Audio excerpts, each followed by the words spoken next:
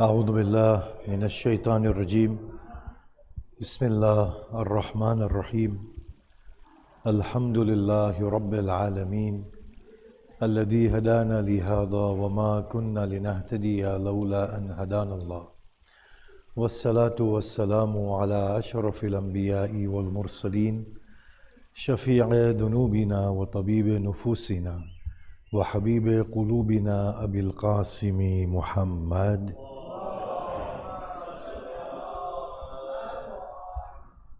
وآله الطيبين الطاهرين وأصحابه المنتجبين ومن تبعهم بإحسان إلى قيام يوم الدين. بسم الله الرحمن الرحيم. رب اشرح لي صدري ويسر لي أمري واحلل عقدة من لساني يفقه قولي. أما بعد، السلام عليكم جميعا ورحمة الله وبركاته. أعظم الله أجورنا وأجوركم بمصابنا بأبي عبد الله Al-Hussain alayhi salatu wassalam. Imam Hussain has been given the title, and rightly so, of the father of free souls, or father of free people, or free man. And quite rightly, it's a title that belongs with him. When we look at him, his defiance, his resilience, his sense of self-respect, self-worth and dignity, refusal to bow before any authority other than Allah subhanahu wa ta'ala, there is a deep awakening within us. We relate with him. We feel that truth inside us, and he becomes that iconic figure that we relate to and we want to emulate. But here comes the question, that if he was such, and if he was nurtured by the Prophet himself, and he began to surrender to Allah to an extent that he became fearless and would not want to humiliate himself by bowing down to any worldly authority that was unjust, then how was he put to death so soon after the demise of the Prophet? You see, this question needs to be thought of, that why were those people who had learned from his grandfather, and a lot of the people, or many of the people there, were still alive who had seen his grandfather, and the second generation who had learned from those who had seen the Blessed Prophet Muhammad. They had the Quran with them. The Khulafa had ruled over them. How did things go so wrong so soon after the demise of the Prophet? We see here that when the Prophet left this world, Islam began to spread. And in the conquest of land, the essential feature of Islam went amiss. The essential feature of Islam was nurturing the souls morally, bringing them into a virtuous state and orienting them with Allah subhanahu wa ta'ala. Therefore, after the Prophet, we had Islam for the major part, without the virtue of Islam. Islam without the sense of God. And in fact, this is what we see today amongst the Muslims, Christians, Jews, Hindus. Every religion came with that central message of God orientation and acquisition of a virtuous state, evolving beyond our human frailties and vulnerabilities, reconciling them within the belief of God and coming to a higher level of existence. Every religion brings that same message, but that essential part of the message is not retained. The formal part of religions is retained. So when Hussain Salamullah alayhi is killed and put to death, one of the justifications is the narration of the Prophet himself, that whoever rises or challenges the authority of the day, put them to death. Now here, the Muslims use this as one of the justifications amongst maybe others to put Imam Hussain to death. But what they did not understand is that defying an authority for the sake of Allah subhanahu wa ta'ala is not meant by this hadith. The hadith means anybody who defies, even if it is an accurate hadith, anybody who defies or raises arms or rises against an ordained Khalifa who is establishing the will of God, then put them to that, even if it is taken to be Sahih. But otherwise, if the Khalif himself is moving people away from the central message of God, then that hadith can surely not be used to justify. Now there's another misconception that the Sunnis killed Imam Hussain, and the Sunnis rebuttal and they say, no, the Shias killed Imam Hussain. Go and study history. There were no Sunnis or Shias the likes of which we have today. Religion was very amorphous. There was a notion of the Shia of Ali, a political Shiaism, just as there was the notion of the Shia of Uthman, and later on the political followers of Bani Umayyah. But certainly the theological schools that distinctly delineate one group as opposed to the others, they did not exist, neither Sunni nor Shia. This was after the martyrdom of Imam Hussain alayhi salatu wasalam. So these were the Muslims who put Imam Hussain to death. Now Imam Hussain on the day of Ashura was constantly telling them, I placed this Quran upon my head. He opened the Quran and placed it upon his head. He said, within the east and the west of this earth, is there a grandson of your prophet alive? He said, ask such and such, ask such and such, those Sahaba who were alive. He said, ask them, did the Prophet not say this about me? Did the Prophet not say this about me? And will you then put me to death? Their only response was, pledge allegiance or face the sword. At that point he says, or of course, it is echoed in his words, and he said it before this point, he said, a false claimant, the son of a false claimant, has left me between either humiliating myself by pledging allegiance to him or accepting death. By Allah, this is far from me such humiliation that I pledge allegiance to such a corrupt person.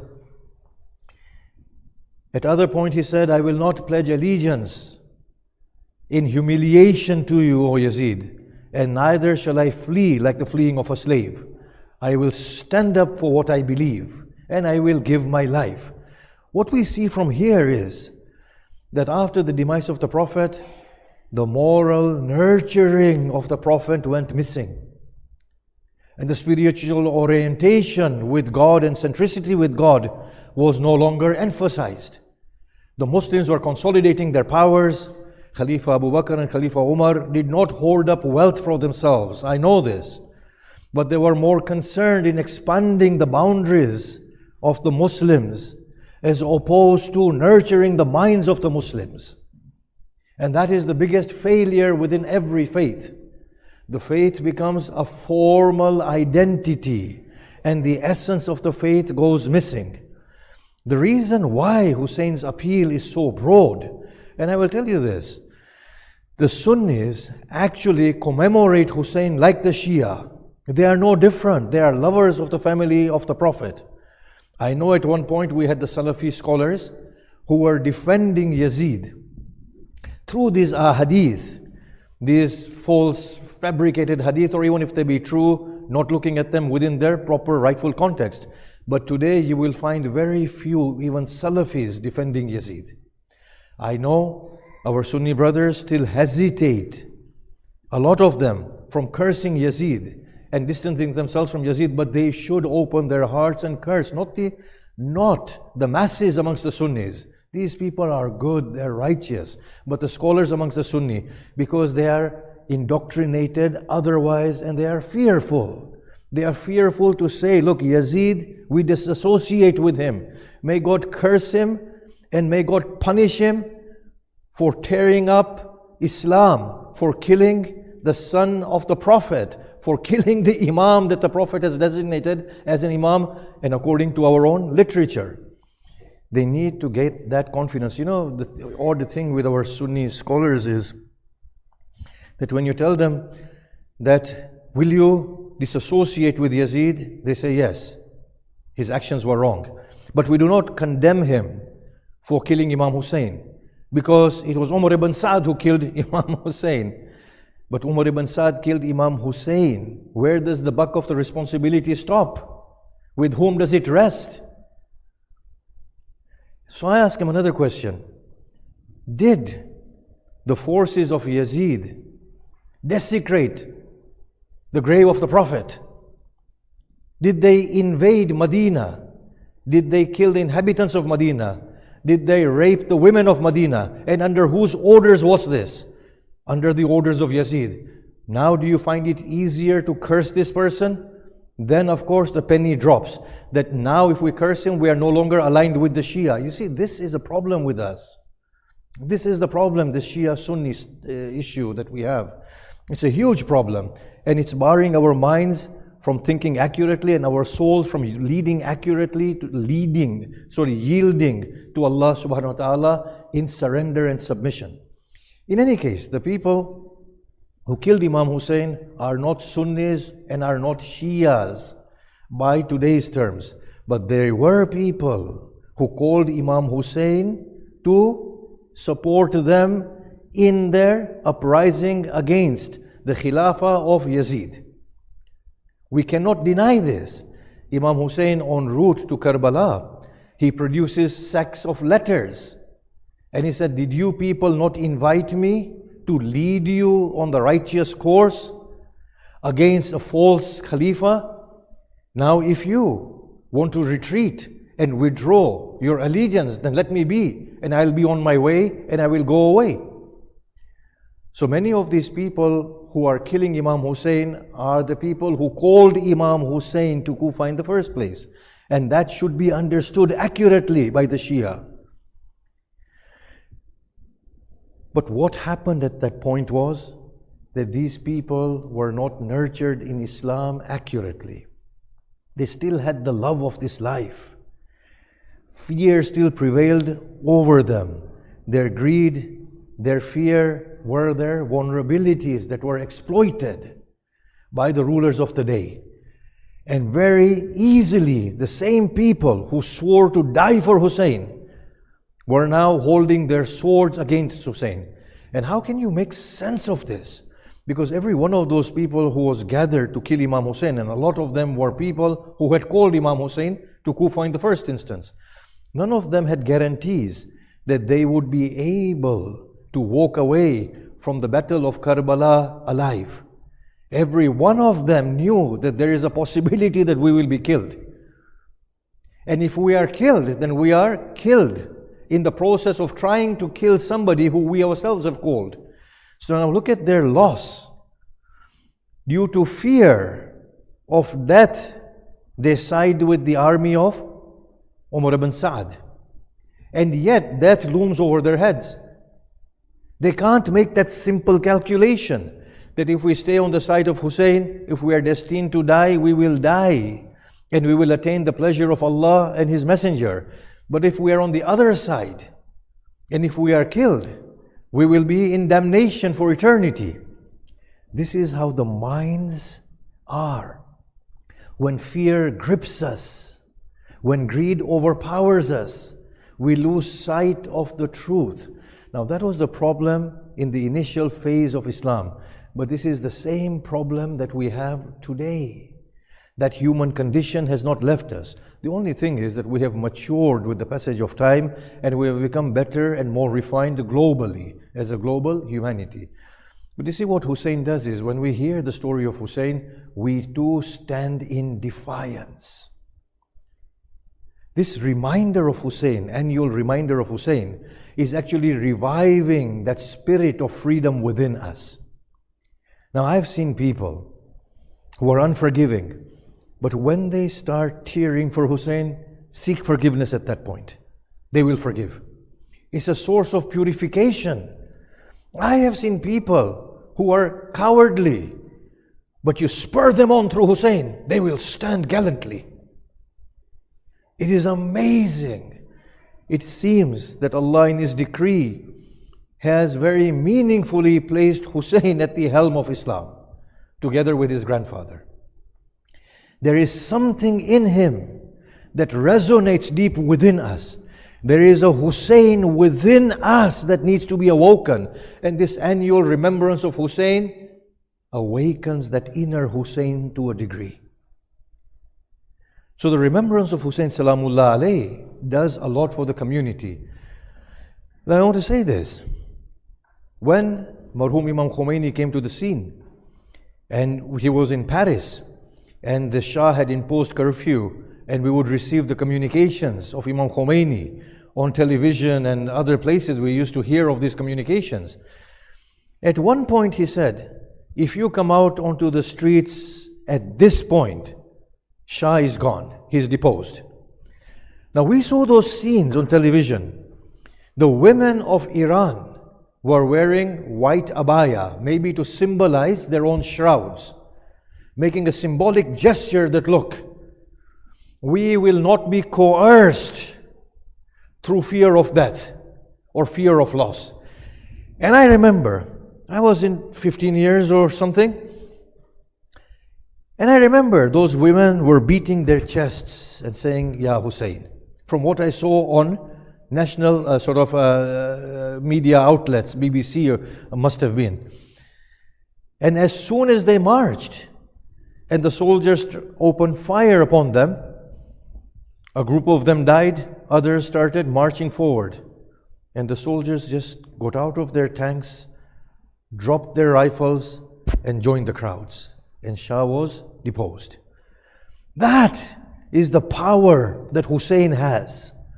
This is how he generates that sense of self-dignity, that value of self-determination, that pride that his head will be cut but will not bow in front of anyone.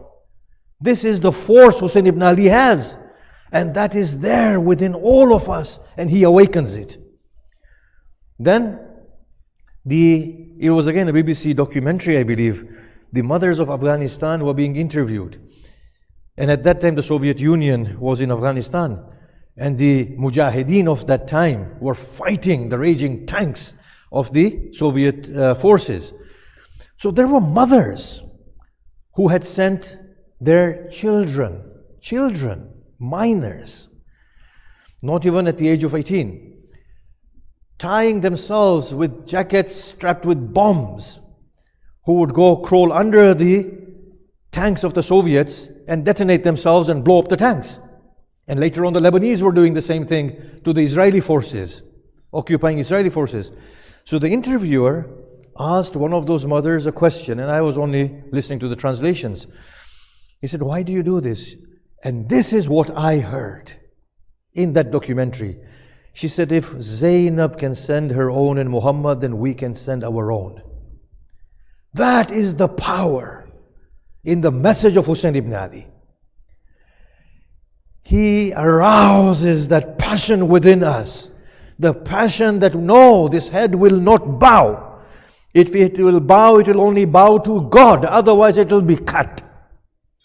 And it is so powerful. It moves the masses and the humans, because deep within us, there is that truth that we will not surrender save to God. Now think about this carefully. I know many wrongs are happening in this world. Millions of people have been killed. But the Gaza genocide, what everybody is calling a genocide now, beyond ethnic cleansing, is being played out in real time. Emaciated children being killed, called for food, and then being shot. Barbarism to its peak. You know, people define human beings as rational animals. I would say, what about adding to this definition? Human beings are those who have humanity filling their hearts. Otherwise, we are humans by form, but the very essence of being human is missing from us. Just as the essence of Islam has gone missing from Islam, of course, it's being revived in every heart throughout this global family of ours. But I want to make a point here. Being played out in real time, their defiance is touching the hearts of humanity. And there is a great difference between the time of Hussain and today's time. During the time of Hussain, people were ignorant. They did not know. And that is why when you find Sajjad in the streets of Sham, they would say God has put to death and outlaw your father. And he would recite the verses of the Quran, and then they would say, oh, are you the son of the Prophet? Was it the grandson of the Prophet that they have killed? There was fear of reprisals within Sham as soon as people began to understand, and quickly Yazid had to cover up for himself and send them back. Today's world, social media is portraying the scenes as they are. And you know what is touching the hearts of the people? Not the oppressed state of the Palestinians only. No. It is their sense of self-worth and dignity. That we will starve, we will be cut into pieces, we will die, but we will defy you. Do whatever you want, and that is touching the hearts. That is arousing the masses around the world to call out to their governments to shun this atrocity.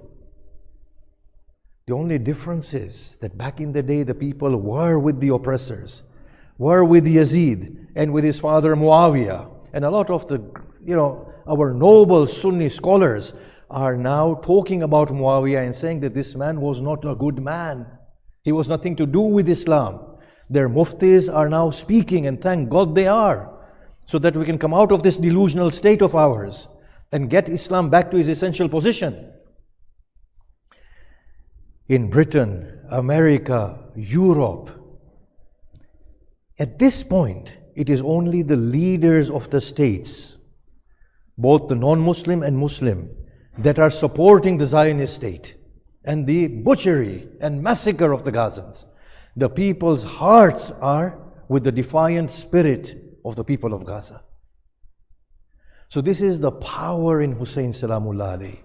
And this is something within all of us. Now, when people say to an oppressor that, look, you are powerful, but my head will not bow. Do what you want. Do what you want. Put shackles on me. My heart is unshackled. The shackles have gone off the minds now. Can you see that? Once you can shackle the mind, you get a slave obedient. But once the minds awaken, the shackles break and no amount of worldly shackles can bind them anymore. Put me in prison, do what you will. Kill me, do what you will. Starve me, do what you will. I will stand defiant. That is Hussain. By Allah, you will never fight another like me, he said. Do you know, in his last battle, I need to finish this by the way, there's some more things I want to say. In his last battle, they themselves were saying, this man is thirsty, hungry, he has got no helpers. You will not fight another like me, he said. When you find this description, when Zainab Salamullah alayha comes into Kufa, and when the women of Kufa see their state, they begin to lament. I need not your tears of pity. Your man kill us and you weep upon us? By God, go and cry upon your own dead, for there is not a single household but my brother has killed one or another. Cry on your own. This is defiance. That was Hussain. Not only will I not bow my head, but I will stand like a raging, roaring lion. And if I can devour you all, I will. And in the process, if you kill me, then do so. That is the power that Hussain has, and that Hussain is in there in every one of us. Let us pray Surah Fatiha for the poor souls that are losing their lives in Gaza and elsewhere, Muslim or non-Muslim. May Allah subhanahu wa ta'ala bring the criminals to justice, and may we live enough to see that happen. Al-Fatiha.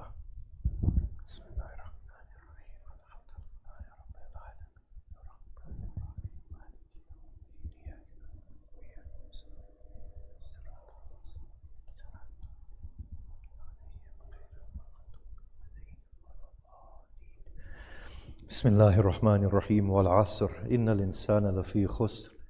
إلا الذين آمنوا وعملوا الصالحات وتواصوا بالحق وتواصوا بالصبر.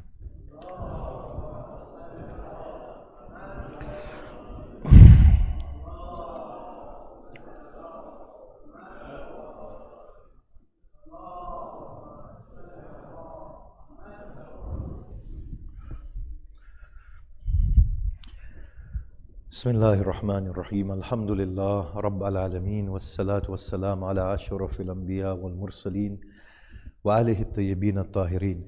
Amma ba'd. Assalamu alaikum jami'an wa rahmatullahi wa barakatuh.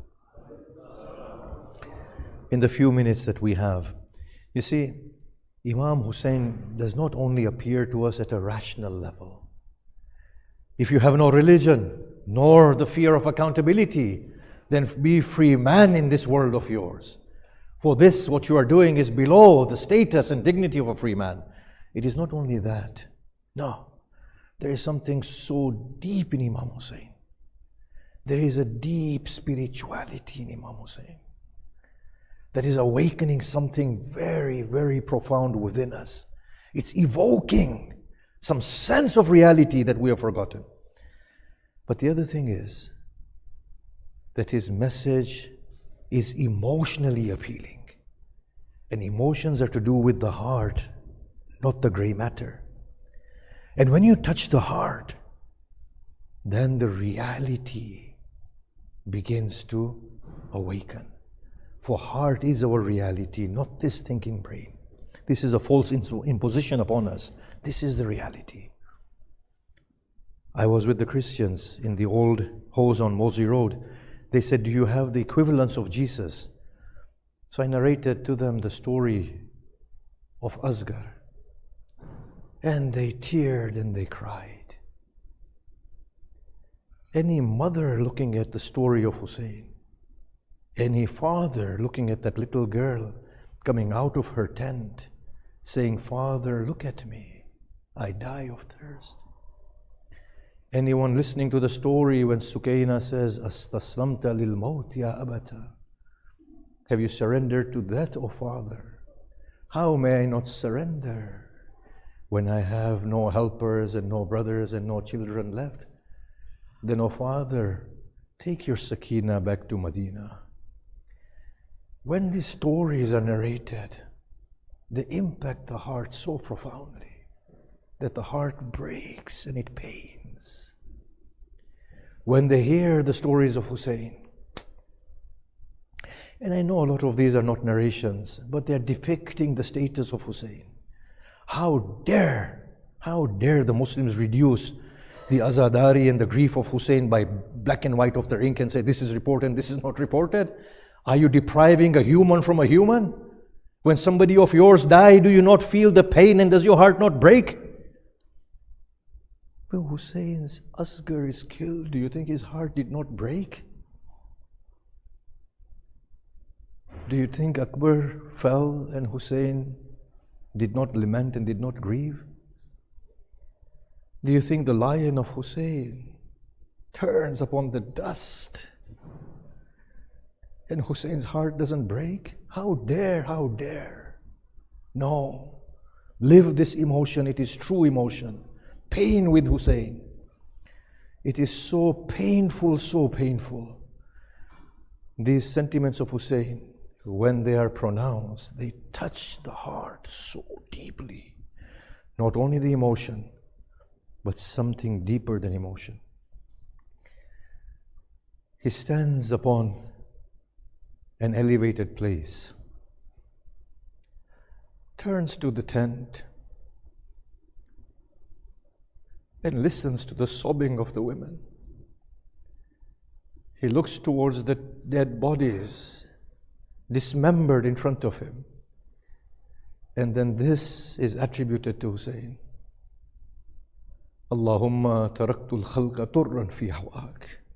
Oh Allah, I have abandoned the creation in your love. Waitamtu layaliya li arak. Oh Allah, I will abandon this sakina of mine so that I may meet with you. فَلَوْ كَتَعَتْنِ السُّيُوفِ إِرْبًا إِرْبًا. O Lord, even if the blades were to tear me into pieces, my heart will not yield to other than you. That deep, deep spiritual and emotional message touches us all. And I finish with this. Do you know what has touched the hearts of humanity at present? It is not the defiance per se of the Palestinians. Do you know what has touched them? It is not only the emotions of a father lamenting and crying upon the rubble of a building and says, "Where are my 5 children?" And he calls out to each one of them by their names. You've seen that, haven't you? It is not only that, but as the father and the mother stand and they say, "Hasbi Allah wa ni'mal wakil," that touches them deep, deep within. Be they Muslims, Jews, Christians, atheists, all of them are touched by this. And that is our Hussain. And our Palestinians are no less than our Hussain. May Allah subhanahu wa ta'ala free them and us of this oppression, them of their physical oppression and us of this emotional oppression that we have to live through this. Bismillahir Rahmanir Rahim. Alhamdulillah Rabbil Alameen wassalatu wassalamu ala ashrafil anbiya wal mursaleen wa alihi at-tayyibin at-tahirin. Allahumma salli wa sallim ala Muhammadin al-Mustafa wa ala Aliyin al-Murtada wa ala Fatimat al-Zahra wa ala al-Hasan al-Mujtaba wal Hussain al-Shahid bi Karbala wa ala Ali ibn al-Hussain wa Muhammad ibn Ali wa Ja'far ibn Muhammad wa Musa ibn Ja'far وعلي بن موسى ومحمد بن علي وعلي بن محمد والحسن بن علي وحجة الله بن الحسن القائم المهدي المنتظر اللهم عجل فرجا وسهل مخرجا واجعلنا من أنصاره وأعوانه والمستشهدين بين يديه. بسم الله الرحمن الرحيم. قل هو الله أحد الله الصمد لم يلد ولم يولد ولم يكن له كفوا أحد.